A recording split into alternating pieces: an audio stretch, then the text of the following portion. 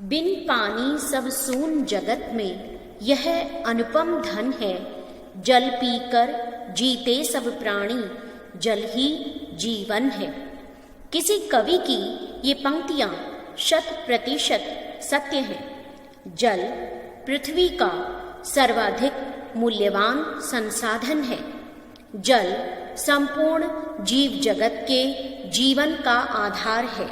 जहाँ जल है वहीं जीवन है। प्रकृति ने मनुष्य को जल के विशाल भंडार दिए हैं। मनुष्य के अलावा पेड़ पौधे, जीव जगत, सबका अस्तित्व जल पर ही निर्भर करता है। अतः इसकी सुरक्षा और सदुपयोग मनुष्य का कर्तव्य है। लेकिन अपनी भौतिक सुविधाओं की दौड़ में फंसा हुआ मनुष्य इस मूल्यवान संसाधन को दुर्लभ बनाए जा रहा है। हमें पीने के लिए, नहाने के लिए, भोजन बनाने के लिए और स्वच्छता के लिए जल चाहिए। खेतों की सिंचाई के लिए, पालतू पशुओं के लिए, भवन बनाने के लिए और मनोरंजन तथा व्यापार के लिए भी जल चाहिए। इसीलिए जल को जीवन कहा जाता है। पृथ्वी पर जहाँ मरुस्थल हैं, वे जल अभाव के परिणाम दिखाते हैं। वे दर्शाते हैं कि वहाँ रहने वाले लोगों का जीवन कितना कष्टमय है। सुख सुविधाओं की पूर्ति में आदमी ने जल का इतना दोहन किया है और उसे इतना गंदा किया है कि पीने के पानी के लिए त्राही त्राही मची हुई है। धरती के गर्भ में जल स्तर में लगातार गिरावट आ रही है। जल खारा और अपेय हो रहा है। जल के प्रमुख स्रोत नदियों को तो मनुष्य ने प्रदूषित कर ही दिया है। कई नदियां तो समाप्त होने के कगार पर पहुंच चुकी हैं। बढ़ते हुए प्रदूषण ने भूमंडल के तापमान में वृद्धि कर दी है। ध्रुव प्रदेशों की बर्फ और ग्लेशियर तेजी से पिघल रहे हैं। लेकिन मनुष्य अपनी मूर्खता और स्वार्थ के कारण इन चेतावनियों को अनसुना कर रहा है। हम जानते हैं कि पृथ्वी की सतह पर जितना पानी है उसमें से 97% तो सागरों और महासागरों में है, जो नमकीन है और पीने के काम नहीं आ सकता। केवल 3% पानी ही पीने लायक है, जिसमें से 2.4% ग्लेशियरों और उत्तरी तथा दक्षिणी ध्रुव में जमा हुआ है और केवल 0.6% पानी नदियों, झीलों और तालाबों में है, जिसे इस्तेमाल किया जा सकता है। एक अनुमान के अनुसार पृथ्वी पर कुल 32 करोड़ 60 लाख खरब गैलन पानी है। इसी जल की महत्ता को याद करने के लिए हर साल 22 मार्च को विश्व जल दिवस मनाया जाता है। इस दिन लोगों को जल के असली मोल के बारे में समझाया जाता है। यह भी बताया जाता है कि धरती पर कितने ही लोग गंदा पानी पीने को मजबूर हैं।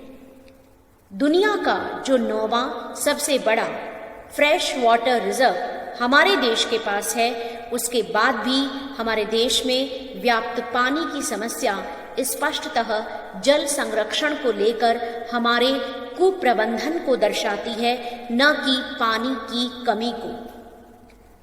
आज संपूर्ण विश्व जल संकट का सामना कर रहा है, तो आवश्यक है कि इस ओर गंभीरता से ध्यान दिया जाए। अब हमें जल प्रबंधन के उपाय करने ही होंगे, जिनमें से कुछ उपाय इस प्रकार हैं।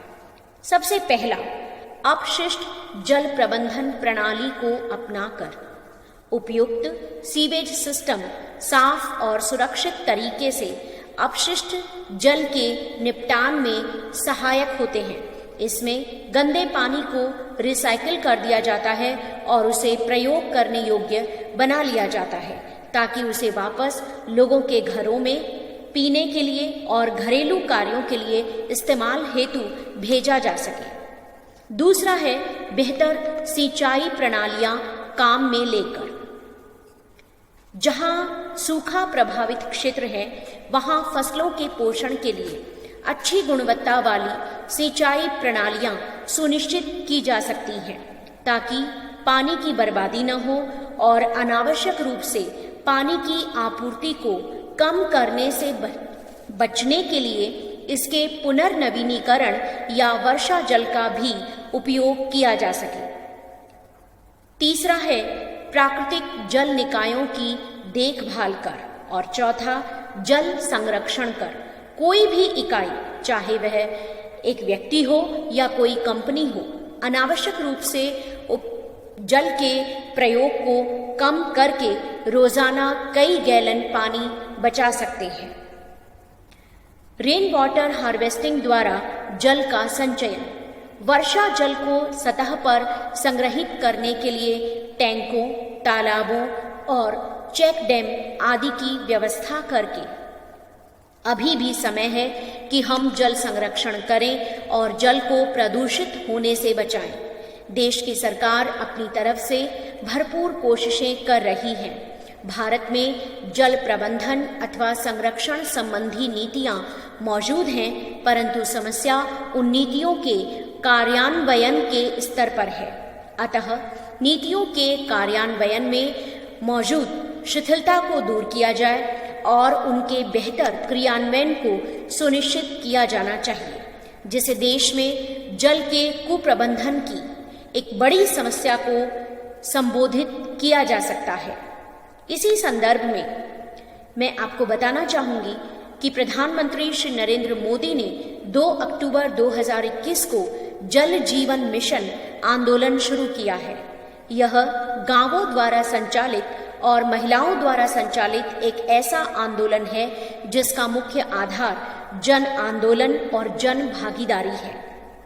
व्यापक पारदर्शिता लाने, जागरूकता पैदा करने और जिम्मेदारी तय करने के मकसद से प्रधानमंत्री ने जल शक्ति मंत्रालय के प्रमुख जल जीवन मिशन को समर्पित एक ऐप भी लॉन्च किया है।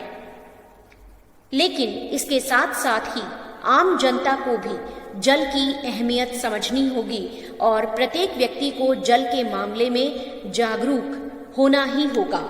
हमारा दायित्व बनता है कि हम जल को बचाएं और जल की असली कीमत समझें। हमें न केवल अपने लिए जल की रक्षा करनी है, बल्कि भविष्य की पीढ़ियों के लिए भी इसे बचा कर रखना है। अब वक्त आ गया है कि हम सभी जल बचाने को जन आंदोलन बना लें। कहा भी गया है, मनुष्य के वर्तमान और भविष्य का आधार है जलधार। न व्यर्थ बहाओ जलधार, सूखती धरती करती है पुकार। यही है मानव सभ्यता का आधार। जल अमृत है, जल बचाओ, न व्यर्थ बहाओ जलधार, न व्यर्थ बहाओ जलधार।